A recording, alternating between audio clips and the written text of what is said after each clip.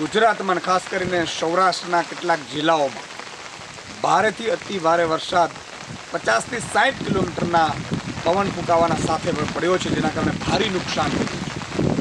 દ્વારકા જિલ્લાના વિસ્તારમાં આપ જોઈ શકો છો જે રીતે અત્યારે એક એવો ખેતર નહીં કે જ્યાં પાણી ન ભરાયા, વૃક્ષો પડી ગયા છે, થાંભલાઓ પડી ગયા છે, વીજ પુરવઠો ખોરવાઈ ગયો છે.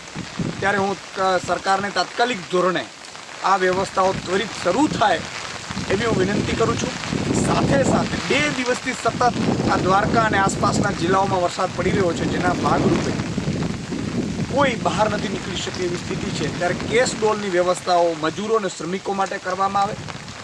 ત્વરિત ધોરણે વરસાદ બંધ થાય પછી સર્વે કરવામાં આવે.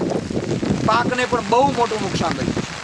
બાગાયત પાક હોય, વૃક્ષો પડી ગયા છે, મગફળી, કપાસ સહિતનો પાક હોય, ખૂબ મોટું નુકસાન થયું છે.